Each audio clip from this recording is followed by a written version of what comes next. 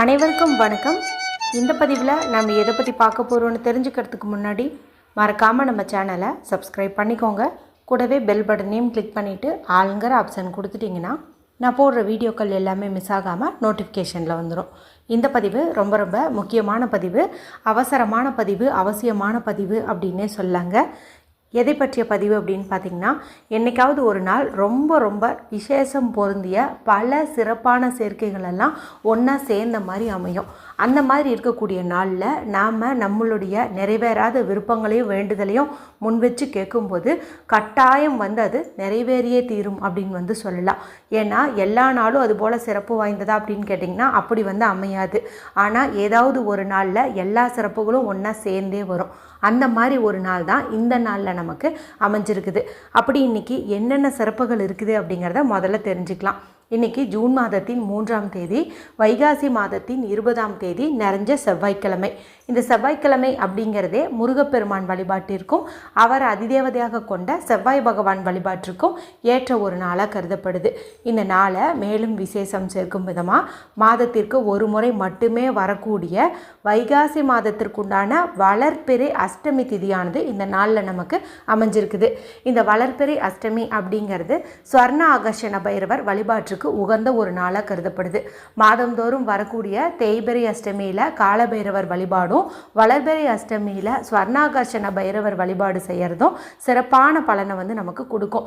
மேலும் இவர் தான் ஐஸ்வரேஸ்வரர் அப்படிங்கிற பெயரில் மகாலட்சுமி தாயாருக்கும் குபேரருக்குமே செல்வத்தை வாரி வழங்கியவர் அப்படின்னே சொல்லலாம். இறை வழிபாட்டின்படி இந்த சிறப்பு இருக்குது. அப்படிங்கும்போது இன்னைக்கு லா ஆஃப் அட்ராக்ஷன் படி நமக்கு கேட்டதை கேட்டபடியே கொடுக்கக்கூடிய நிக்கோலா டெஸ்லா கண்டுபிடித்த 369 அப்படிங்கிற எண்ணுக்கான சேர்க்கை அமைஞ்சிருக்குது. எப்போவுமே இது போல் சேர்க்கைகள் நம்மளுடைய சேனலில் வரும்போது நான் வீடியோ போடுவேன். ஆனால் இந்த திதியில் இருக்குது, இந்த தமிழ் தேதியில் வருது அப்படிங்கிற மாதிரி மிக்ஸ் பண்ணி தான் சொல்லுவேன்.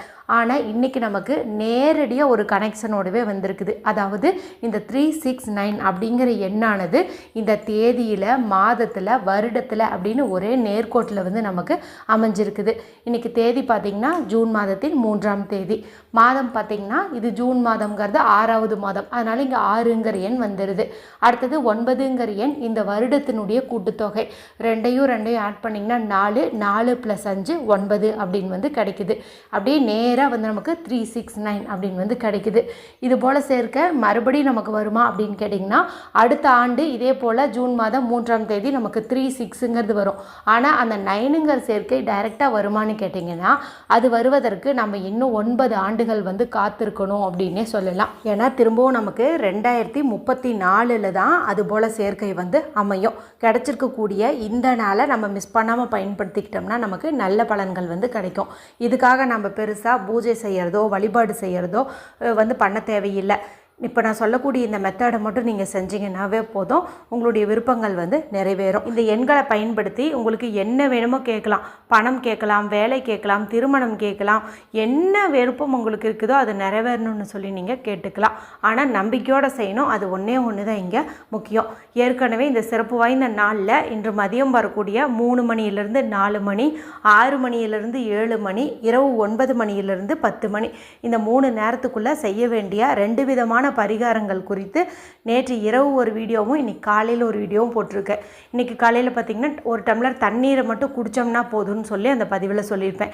நேற்று இரவு போட்ட வீடியோவில் ஒரு குறிப்பிட்டதை ஒரு முறையாவது எழுதுங்கன்னு சொல்லி போட்டிருந்தேன்.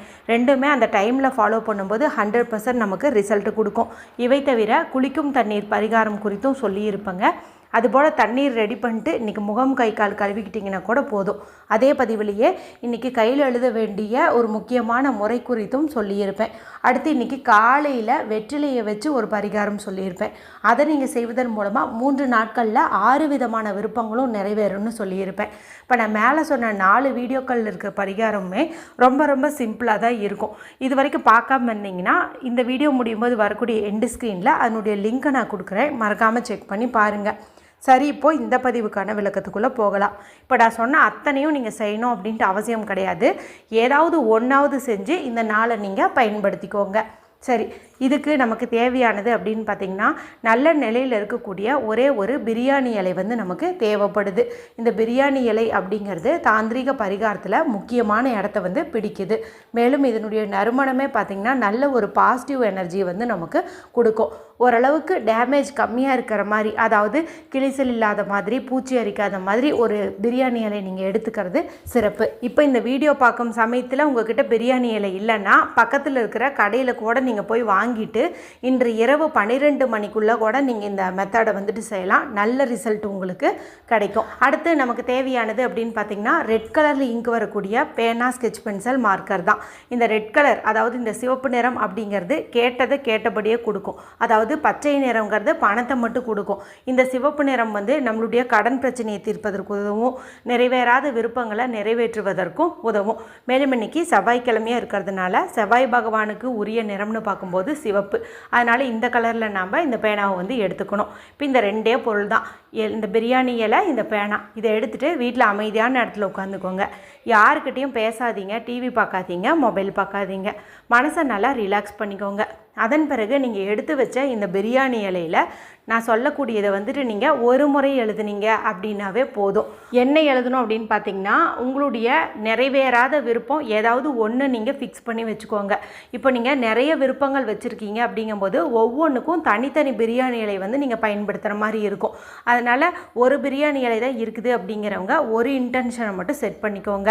இப்போ உங்களுக்கு பணம் தான் வேணும் அப்படின்னா அது ஒரு அமௌண்ட்டு ஃபிக்ஸ் பண்ணி வச்சுக்கோங்க. 3 லட்சம், 5 லட்சம் அந்த மாதிரி ஃபிக்ஸ் பண்ணி வச்சுட்டு 5 லட்சம் பணம் கிடைத்து விட்டது, நன்றி அப்படின்னு வந்து எழுதுங்க. கீழே வந்து 369 அப்படின்னு வந்து மென்ஷன் பண்ணுங்க. இந்த இடத்துல தேங்க்யூ, நன்றி அப்படிங்கிற வார்த்தையெல்லாம் நம்ம மென்ஷன் பண்ணுறது ரொம்ப ரொம்ப அவசியம். நடக்காததுக்கு முன்னாடி ஏன் நம்ம பாசிட்டிவாக எழுதுகிறோம் அப்படின்னு பார்த்தீங்கன்னா, நம்ம இப்படி நடக்கிறதுக்கு முன்னாடி எழுதும்போது இந்த பிரபஞ்சமானது நம்ம செய்யாமலேயே இவன் வந்து நன்றி சொல்கிறானே, இவனுக்கு நம்ம கண்டிப்பாக அந்த விஷயத்த நடத்தி கொடுத்துடணும் அப்படிங்கிற ஒரு எண்ணம் வருமா.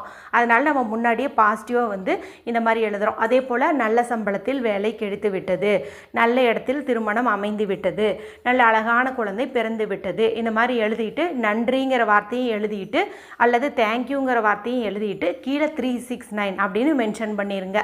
அதன் பிறகு உங்களுடைய 2 உள்ளங்கைக்கு நடுவுலையும் இந்த பிரியாணி இலையை வச்சுட்டு கண்களை மூடி அந்த குறிப்பிட்ட விருப்பம் நிறைவேறின மாதிரி கற்பனை பண்ணுங்கள். உங்களுக்கு நல்ல வேலை கிடச்சிட்ட மாதிரியும், உங்கள் கையில் அந்த 5 லட்சம் பணம் இருக்குது, அந்த பணத்தை வச்சு நீங்கள் தேவைகளை பூர்த்தி செஞ்சிட்ட மாதிரியும், உங்களுக்கு நல்ல இடத்துல திருமணம் ஆகிட்டு அங்கே நீங்கள் சந்தோஷமாக உங்கள் கணவரோட மனைவியோட வாழ்கிற மாதிரியும் நீங்கள் கற்பனை பண்ணி பாருங்கள். அதன் பிறகு கற்பனை பண்ண கையோட ஒரு விளக்கும் மெழுகுவர்த்தியும் ஏற்றி வச்சுட்டு இந்த பிரியாணி இலையை அதில் காட்டி நீங்கள் அப்போவே வந்துட்டு இதையை எரிச்சிருங்க. இப்படி அது எரியும் போது அந்த விருப்பமானது நிறைவேறிட்ட மாதிரி நீங்கள் மறுபடியும் ஒரு முறை கற்பனை பண்ணிக்கணும். நல்லா எரிஞ்ச பிறகு இந்த பிரியாணி இலையினுடைய அந்த சாம்பல் இருக்குது இல்லையா, அதை நீங்கள் எடுத்துகிட்டு போயிட்டு வெளியில் நின்று பிரபஞ்சத்திற்கு நன்றி அப்படின்னு சொல்லி ஊதி விட்டுருங்க. இல்லைன்னா தேங்க்யூ யூனிவர்ஸ்ன்னு சொல்லுங்கள், இல்லைன்னா தேங்க்யூ 369 அப்படின்னு சொல்லிட்டு ஊதி விட்டுருங்க. சக்தி வாய்ந்த நாளில் இந்த சிம்பிளான பரிகாரத்தை இன்று இரவு 12 மணிக்குள்ளார எல்லாருமே செஞ்சு பலனடையுங்க. வீடியோ பிடிச்சிருந்தால் மற்றவங்களோட ஷேர் பண்ணுங்கள், லைக் பண்ணுங்கள். மற்றும் ஒரு பயனுள்ள பதிவில் உங்களை சந்திக்கிறேன். நன்றி, வணக்கம்.